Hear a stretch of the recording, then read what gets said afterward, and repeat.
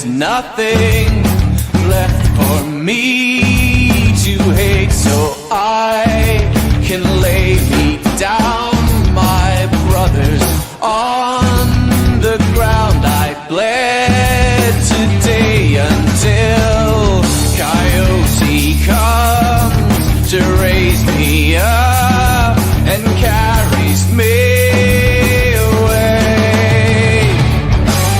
to go. Leave me, run like you never did. No,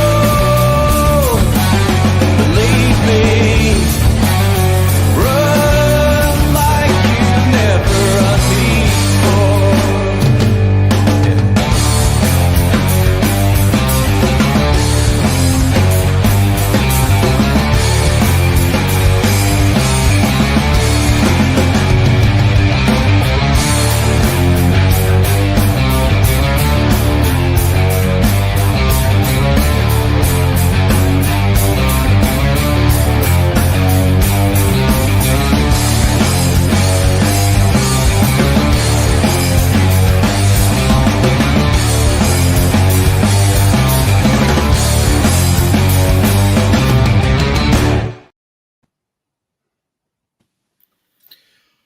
Hello and welcome to the Scottish Rugby Podcast in association with Scottish Rugby Blog. How are you all doing tonight?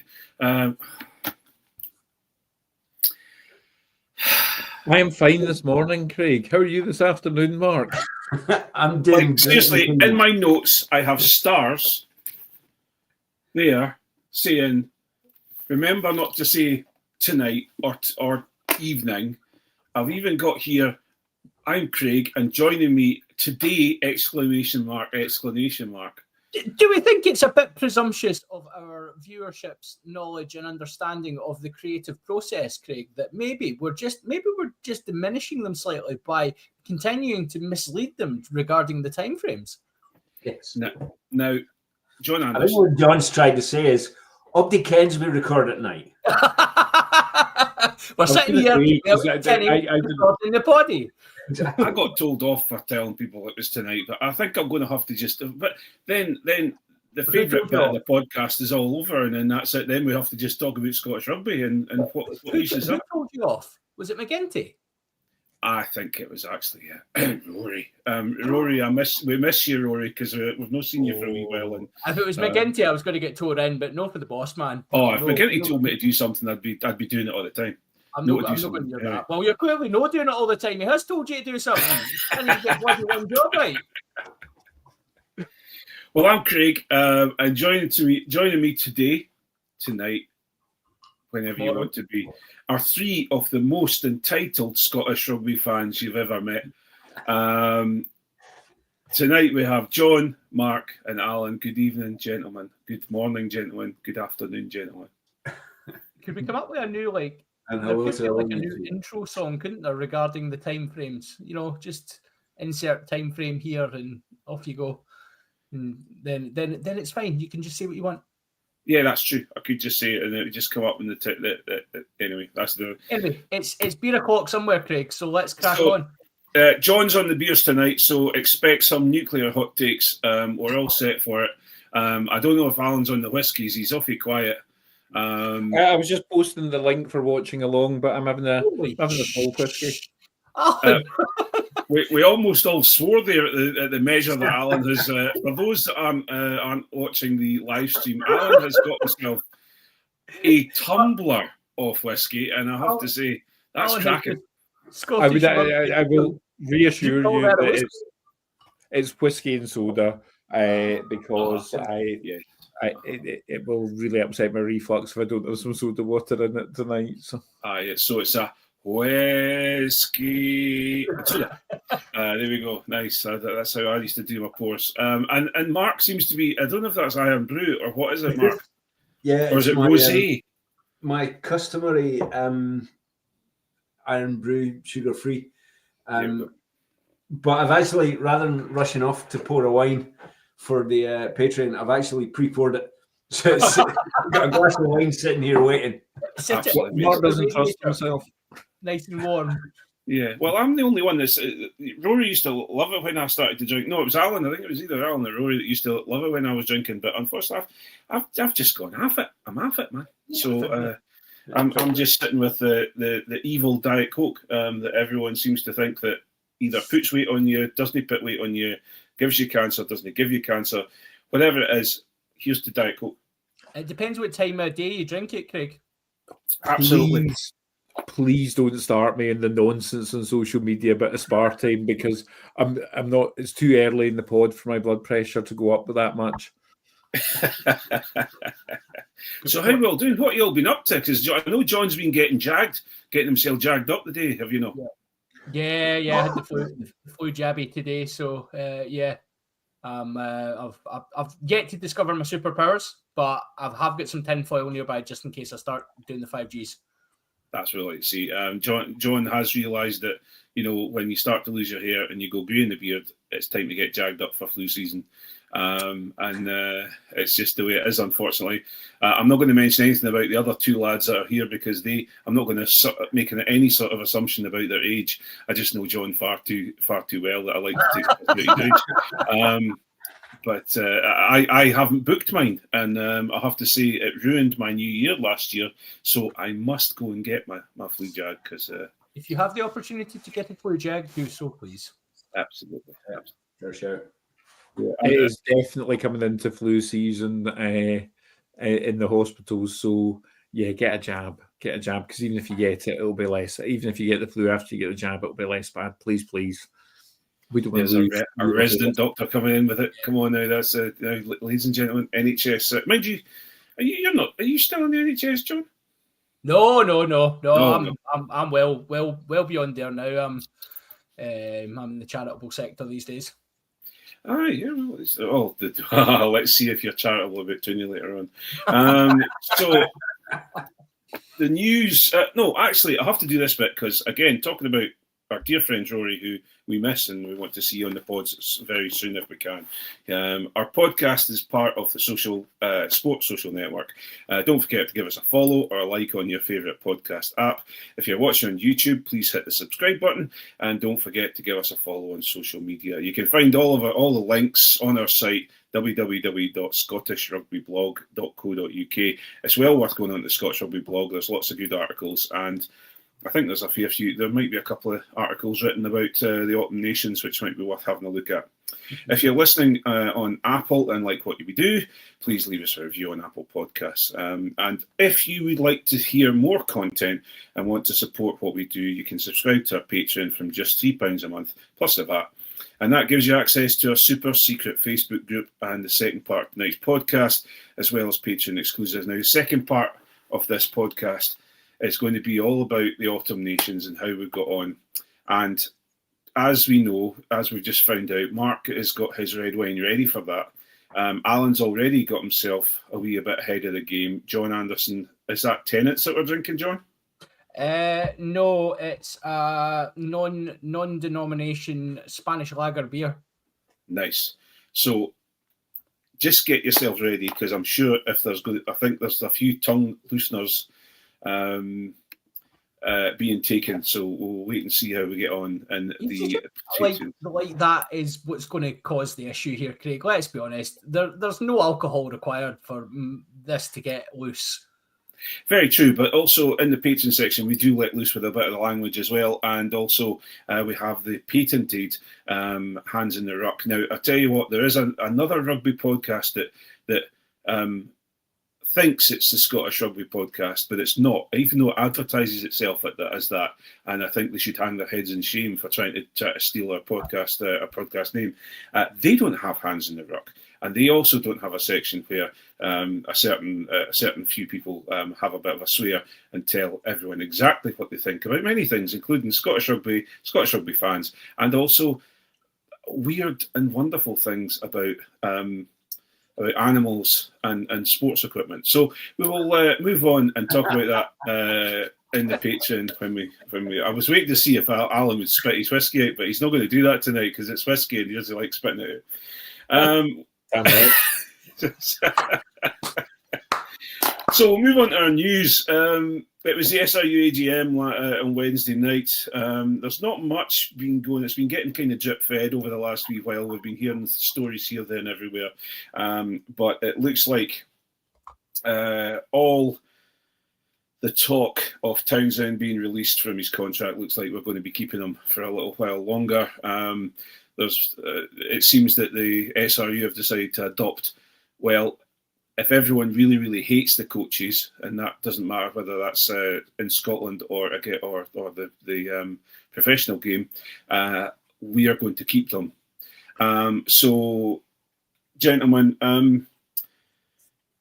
we always have a bit of a go at the AGM. Anything you want to let yourselves, apart from maybe Townsend? Yeah, okay, we'll go talk about Townsend. It looks like he's staying, guys. John, what do you think?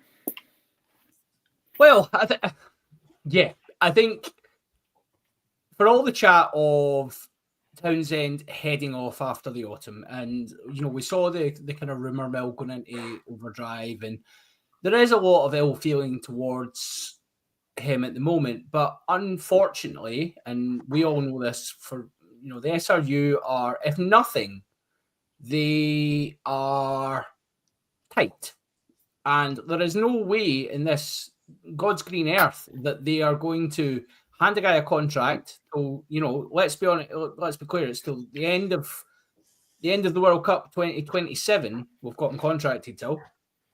There's no way they're going to do that in September and then pay out essentially 2 years of contract to a guy who's not on small money, when you've also got the optic of an organisation, as we're seeing at the AGM, they're suggesting the finances are better and they have improved, but we are still a loss-making organisation, and we will continue to be. The view is next year we might make a profit. Next year I might win the lottery as well, but the odds are not great. So it's a business decision. Now, I think the only out we have with this, right? I don't think the SRU are going to fire Townsend. I think that's very clear. I don't think Townsend's going to walk because he's too smart for that, unless he gets paid his contract, which the SRU are not going to do. The only out we have here is Red Bull. And if Newcastle want him in for next season, that's the only possibility we have. And we should be begging, borrowing, negotiating, making that happen if we can. But it does feel like the statement, and I'll let the guys come in on the statement, it does feel like there's some hidden meaning behind it, perhaps. Yeah, and I think, first things first, Alan, I think we're looking at a worst case scenario if what John is saying is correct about, or his wish about Red Bull, etc., means he's going to go through the Six Nations, and that could be probably the death knell of him if we don't perform. Yeah, I just feel that I think it's really a wasted opportunity because it's another wasted Six Nations. I don't think Townsend's the person to take us to the World Cup. I was chatting with a colleague who is Irish but thought that we should stick with Gregor Townsend because, we might lose what we've got. And I was like, what, we might continue to win nothing? And that's look, there's been a lot of rhetoric about Townsend. I've said some stuff as well. I think he has. It's not that he's been bad in the role. I just don't think he's the person to take us over the threshold that he's brought us to. So I think he should get our thanks. A firm handshake in his P45. That's my. Yeah. I do think, John, you're being a bit down on, the SRU and the only hope being Red Bull. There's 67,000 people go to Murrayfield when it's a sellout. Tenner from everyone, and that's over a year's salary for Gregor. 20 quid and 20 quid, and that's 2 years. We could pay off his, wave him off into the sunset. I'm up for 30 and could probably be persuaded for being in for 50. So I think we should try and get a headline out that Scottish Podcast tries to crowdfund Gregor Townsend's payoff. Start it now, Alan. Get the website set up. Let's get a wee Just Giving going. and we'll raise money on behalf of the Gregor Townsend Relief Fund, and we'll call it that. That might be something else. Executive Relief Fund. Mark, That would probably help him as well. Mark, I haven't had a chance to see the statement. Did you get to see the statement? No, I didn't. Just what the guys are posting about it and the headlines. I think I'll caveat all of this by saying I don't know how the contract situation works within the sports environment. So, I mean, I work as a contractor, and I'm contracted for X months, whatever, and they can still terminate me at any point during that period, right? So I'm guessing it's going to be different from that. Yes. But if you look at, if it was employment, if he was employed as a senior person, what we're looking at now is something that's called a compromise agreement. And what that's basically saying is he has our absolute full confidence, is the external statement. In the back room, they're saying, you don't have a place here anymore. You need to leave. We want you to leave. We're going to get all our lawyers in a room, and we're going to discuss with you what an acceptable way of doing that is. That's why when you see chief executive is sacked from the company but gets £1 million in his pocket, it's because he wasn't sacked. They came to a compromise agreement. And what happens is when he leaves, the company don't badmouth him and he doesn't badmouth the company. And that's all legally drawn up. You've got 7 years or whatever it is. You have clauses that you can't discuss, NDAs, etc., etc. We could actually be in a similar position here. But the first and foremost thing, which is why we were even joking about it on our chat site, he has our full support, is usually a prelude to them in the press being sacked, but actually leaving voluntarily with a big fat check. The only thing about that, Mark, is I don't think the SRU would use an NDA. I think they're too honourable for that. By honourable, you mean stupid? Well, no, I think they're overly fond of NDAs. Yes. Well, we'll do a bit more talking about this when we go over the Patreon side of things. One thing I would like to say is that one thing we do forget is that Gregor Townsend has been an incredible. He's done a great job for Scotland over a period of time. It is, I feel, his time to go, but he is. He has been an incredibly professional person, I feel, and I think he's been very, very good with everybody who interacts with him. And I certainly don't think some of the rhetoric that I've seen on social media, etc., being quite personal about the guy. I think we have to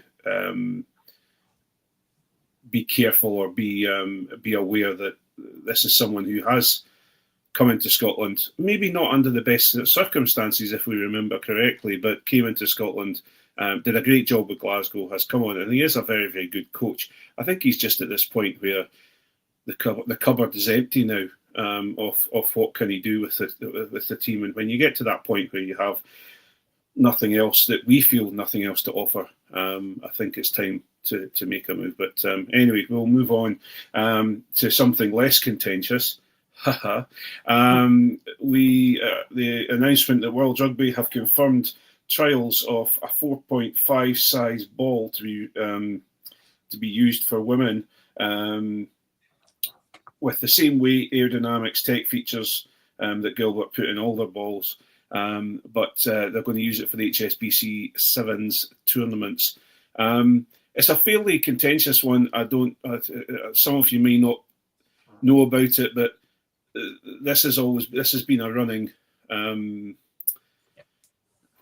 a running commentary for years about making sure that giving women smaller balls to play on the rugby field with, and there are fairly strong views either way. Mark, you had a fairly strong view, or you got the wrath of me having no sleep and I was a bit grumpy last night. I think it's pretty fair to say that my view was anything but strong. What I said was my immediate reaction was it seems like a good idea, but I'd seen one of the Irish women's rugby account on Blue Sky had a different opinion and was going to write an article about it. So I'd like to wait and see what they had to say, being A, women, and B, more heavily involved in the sport than me. I still think the same, and I think the kind of feedback we've been saying through the day with Johnny, our roving reporter, canvassing it, kind of backs that up. I don't think it's cut and dried by any stretch. No, it definitely isn't. And John, both yourself and I are involved with women's rugby, or have been involved in women's rugby, etc. It's a difficult one because I know from my side of things, the women's teams I've been involved with have always just been fighting for parity against all the other teams within the clubs, and to come along and say, right, well, now you have to now go and buy us 25 to 30 different sized balls, etc. It's a difficult one, and also the fact that I think they want to be just left alone, left to play rugby, and to use. We have got age grade balls that come all the way through up to a certain level, so you do have size 3s, size 4s, but adults are generally using size 5s. Well, this is it, and right. First of all, I think of all the issues we could pick out in women's sport, this is such a minuscule thing, right? I get that there's arguments about improving the spectacle. Well, actually, if anybody watched the Women's World Cup, they'll know the spectacle was bloody better than the men's anyway. Yeah. So get a grip, right? The game's in a good state in the women's game. Let's keep doing that, and that's with a full-size ball. The moment you start changing the game, where do you stop? Should we make the posts slower because the kicking's not as good? Should we change the rules so that they move it forward 20 yards before goal kicking? Should we buy different equipment? Should we make it uncontested scrums? Because why not? Because they're not as good at pushing, so we should definitely make that. And I'm being very facetious with this, clearly, right? I don't believe any of those things are accurate. I think this is such a dangerous precedent to set. The game of rugby is played with a size 5 ball. Adult rugby is played with a size 5 ball. The rules are the same for the women and the men, and should be the same for the women and the men. That needs to continue. There should be no discrepancy from that. And I think I get that there is some feedback from certain people who are like, yeah, it'd be quite cool. Smaller ball, it doesn't fit in my hand. Well, there's plenty of scrum halves who are 5'7" in the men's game who the ball doesn't fit in their hand, in one hand. So, it's a game for all sizes and shapes. We need to keep the size 5. I wonder how men's players would react to, professional men's players nowadays, would react to us suggesting that, see all this sticky stippling that makes the ball impossible to drop. I can't even let go of the damn thing nowadays. We should ditch that and go back to the smooth leather they used to have in the old Gilbert balls and see how much they loved the handling of that back then.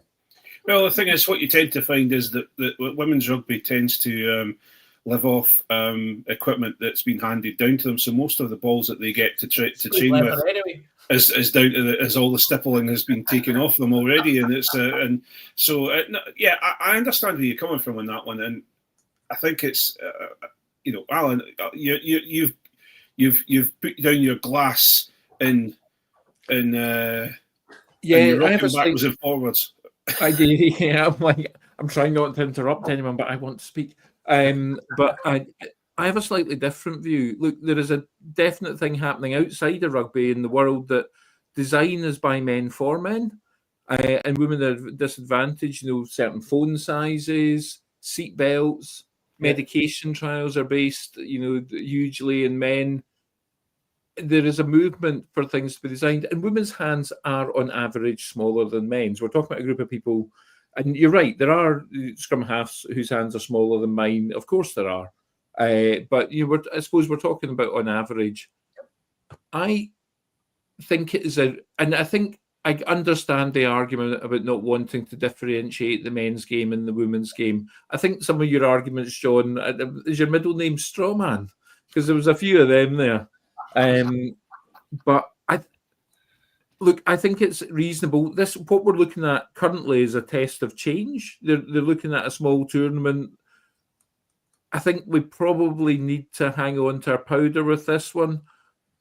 What I would say is the desire for change has to come from a majority of the women who play the game rather than the men who run it. And that's the bit I agree with you on. What I don't know is where this has come from now. Is any change, and we've all been involved in change in our work and things like that, any change meets resistance. We once had a charge nurse. It's still like my profession, right? Yeah.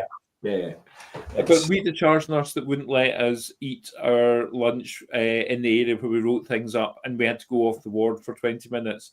And I fought against it. This was a long time ago. Of course, she was right. It turns out 20 minutes away from your work is delightful, and sort of like dropping mayonnaise from your chicken sandwich on the what you're writing up is not terribly professional. Also, there's the whole infection control thing. But I fought against it and actually then did it, and I was like, well, this is quite nice. So I think there's an element that we have to watch, that we're not just resisting change because it's change. But I can understand the reason for not wanting the men's game and the women's game to be different, even though I personally feel we are beyond that. Women's rugby now has an identity where it's strong enough to exist and to shout down any nonsense about that. But I can understand fears that it's not. I understand very much the fears from rugby clubs and hand-me-downs, and certainly experience of it seeming to be more often the girls' teams were disadvantaged from being on the main pitch than the other teams. That I've seen that be an issue. So I can understand that concern and having to buy new balls, etc. But at its core, I don't know if it's that badly intended, but it does have to come from the players. And just to finish up, what I will say, however, and I will put a fairly big caveat on this, there are 4 men currently discussing this on the Scottish Rugby podcast, and the women who play rugby, women in general, don't need all 4 of us to stand up for them. But we have what tends to happen though is that we've got a small, however small and significant our voice is, we have a voice, and we have been fairly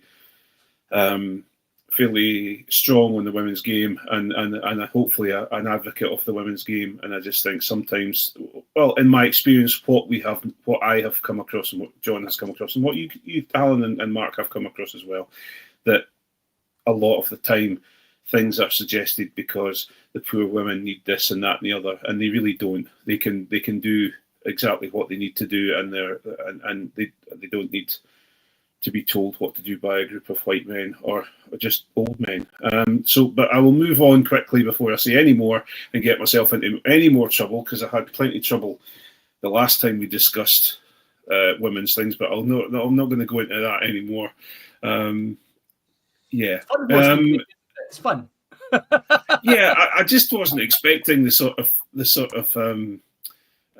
when we started talking about people who are transitioning, etc. I didn't expect the sort of feedback I got on Twitter and X, and I was quite taken aback by that. Anyway, we will move on very, very quickly. We have the last 10 minutes of this side of the pod. Let's get on to Scotland 56, Tonga 0. An 8-try victory with quite a massively changed squad. Gregor Townsend's men took on Tonga at Murrayfield. Tries from Jamie Ritchie, George Turner, who was celebrating his 50th cap, Max Williamson, Duhan van der Merwe, Ewan Ashman scored a couple, and George Horn scored a couple. Who would have known? 4 yellow cards for was it 4 yellow cards for our friends from Tonga, and Samisi Pia got a 20-minute red for having a dangerous tackle on the lower limb of Andy Oyama Christie, who really doesn't need anyone else going near his lower limbs, that's for sure. John, we'll come to you first of all. Surely it was a no-win situation for all the players and also all of the coaches, whether they were going to win. We expect them to win. If they lose, or Yeah, it's the first time that actually Townsend's suggestion that the performance. You've cut out, John. We lost you, John. Nope, nothing. Have you unplugged your microphone, John? Hang on, I've muted you. Hang on. There we go. Is that right now? Got you now. You know what I did, John? Is I leaned my book with all my notes on my laptop little square pad, and it's been hovering over your microphone for some reason. Maybe it was a thing. Maybe it was. You were preempting me saying something stupid. So I was simply saying that it's the first time I've agreed with Gregor Townsend's statement regarding the result is not as important as the performance, because frankly, USA and Tonga right at the outset was a pointless endeavour. Right, the weekend's game was a pointless endeavour. Our performance was important, and our performance was lacking, and it's funny that someone would say something that is like, oh, yeah, this is my way of getting round the fact that any team worth their salt puts 80, 90 points past that Tonga side. They literally only met on a Monday. We smashed that team 10 times out of 10. Now, I get we changed our side, but this is the players that we're missing. Yes, there's some very, very key players missing there, right? There's enough experience, enough talent. There's 50 caps going through, so many players in that side. They need to be putting that Tonga side away. And that period of time where they didn't score, and I'm sure you'll come on to that in a minute, was absolutely some of the worst rugby we've seen in Gregor Townsend's era. To coin a Townsendism, he's talking about how it's been the best rugby of his era this last 4 weeks. Well, if that's the best rugby of your era, mate, you are absolutely having a giraffe. You're out in your era. Yeah, exactly. Yeah. So, Alan, that's the question. Did we get? Obviously, I'm going to ask the question, and I think we've pretty much preempted it. But did we get what we wanted to see from our non-big names, our non-big name players? I don't even know if we're saying non-big name players, because actually, look, that back row would have been many people's first choice back row. That back row was a full noise back row. Fantastic players. It's difficult, right? Because it's difficult not to see it through the malaise and ennui which I've come to view Scotland with in this Autumn Nations series. I think it wasn't the All Blacks game, although I was annoyed at them for making me hope. It was more the Argentina capitulation, and it just feels like we've been here so often, and it is very difficult to get past that with the current coach. That said, I don't know what would have been a win. I was a little worried, I was a little disappointed, as John has said, with the fluency, but it's Fergus Burke's second start, his first at Murrayfield. It's probably not fair to be too harsh about that. Yeah. Ollie Smith's not played a lot of 13, although that seems to be where he's playing since he's come back from injury. I don't know.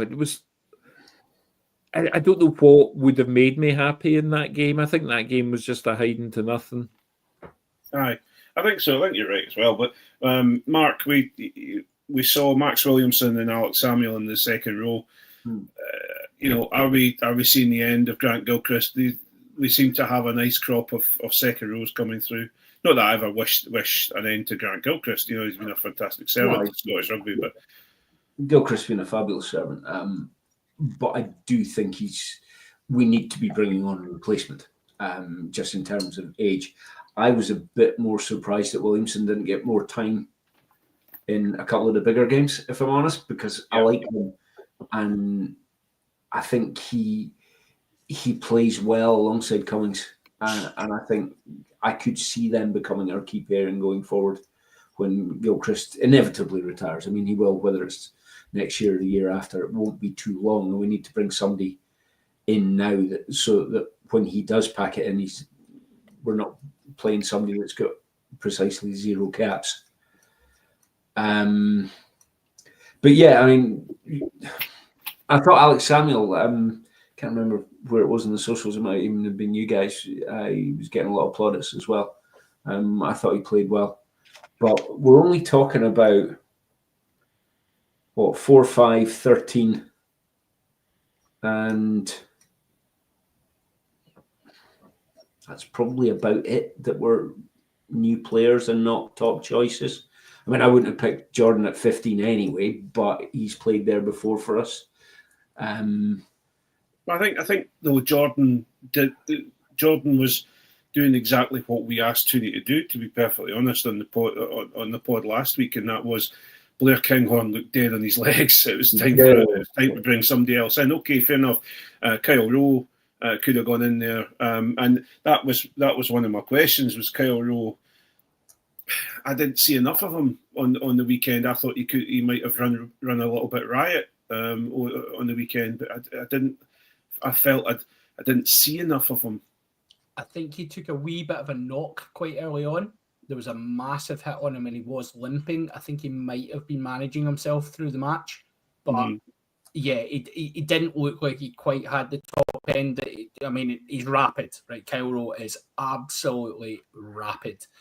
And you're right, against that kind of, especially when you've got a tiring Tonga backline, he could have caused some problems. But I think it's one of those ones that Rowe was almost on the end of quite a few things, and it was when Scotland were being really, really wasteful. He was the kind of guy who tended not to get that final pass, and at Glasgow those final passes stick, and he goes under the posts. Yeah. At the weekend it didn't, and I think there's Brian Galicia's pointed out it was exactly the same as every other game in this the series. It was a 50-minute game. We played for 50 minutes, we fell asleep for 30. Yeah. Just what happens, that 30 minutes is against a team that are not up to, we could have done, we did do the same against the USA as well. We can't afford to do that against anybody probably above 10th in the world rankings, because they will beat us. Yeah. And that's a damning statement going into Six Nations that we should be a contender for. Yeah. Although we have asked for more consistency from the team. Yeah, this is it. Yeah, absolutely. And they're consistently asleep for 30 minutes every game. Yeah. And Alan, Jamie Ritchie, he's not done yet with Scotland, is he? No. I think he had a point to prove. Gave away a couple of penalties. I know there was a worry that the bench could be penalty machines, but someone like Jamie Ritchie, if he's not giving away the occasional penalties, probably not playing at his best, is he? He's a guy that does play in the edge. So I thought he was pretty good. He really was. And talking about good players, John Anderson, the player of the match, Magnus Bradbury. Now, I'm going to. You'll know exactly what side of this I'm coming down on. And Mark, I don't know what you got to say for it, but I know that where John Anderson sits. But Magnus Bradbury, I think, has grown hugely as a player since he went down to Bristol. And yes, he's getting a second chance at captaincy of Edinburgh. But I thought he played it. I thought he played very, very well on the weekend. I thought he was there. He was strong. He was big in contact. Now, okay, we caveat it with our entitled view that Tonga, we should be beating Tonga and we should be getting across the. But some of those Tonga boys weren't they feared in hitting people. They certainly weren't feared at hitting folk, were they? Right. So, Alan, you could maybe take a note of this so that you can bring this up at some future point when I'm or up in my sandbox about something. Bradbury looks like Bradbury's another example of a player who has to get away from the SRU bubble and learn to think on his feet and think for himself and develop himself. He went down south and done that. He looks a vastly, vastly superior player to the player that was the great hope of Scottish rugby when he was up here first time round. He looks stronger, he looks fitter, it looks more sensible. He's still, his breakdown work, which has always been a criticism of him, he doesn't do that, right? But do you know what? There's plenty of back row players that don't do something.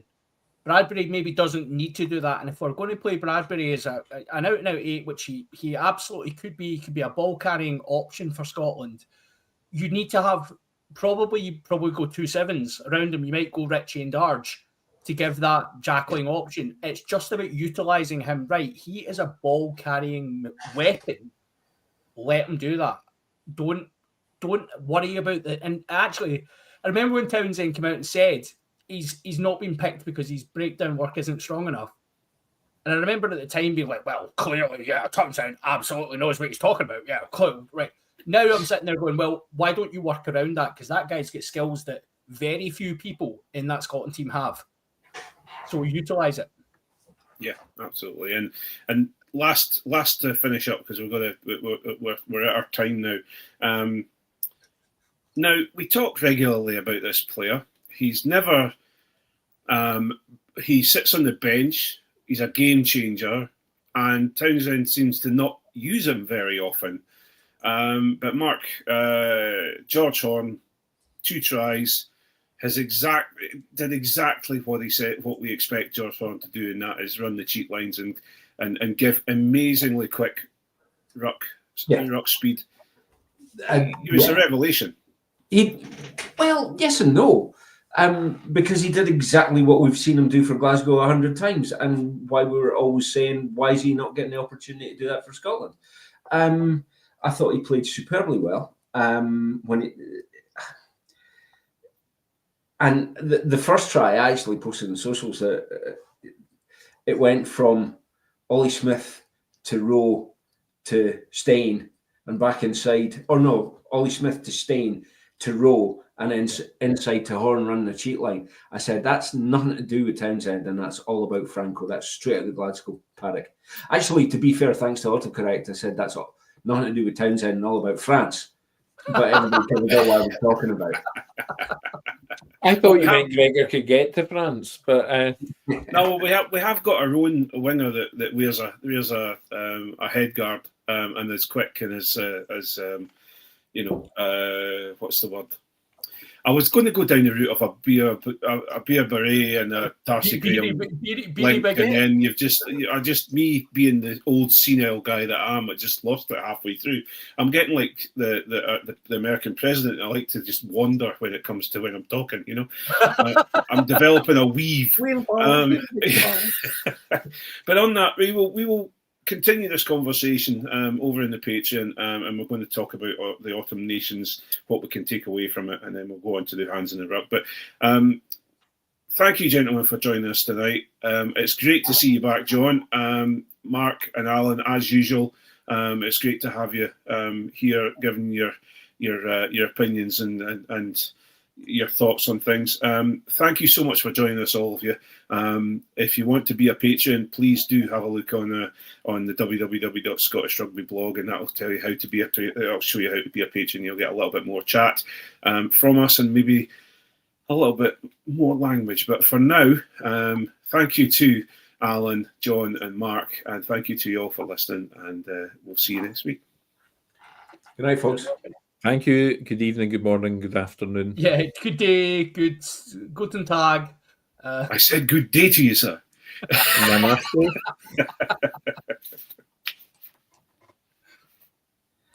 Right.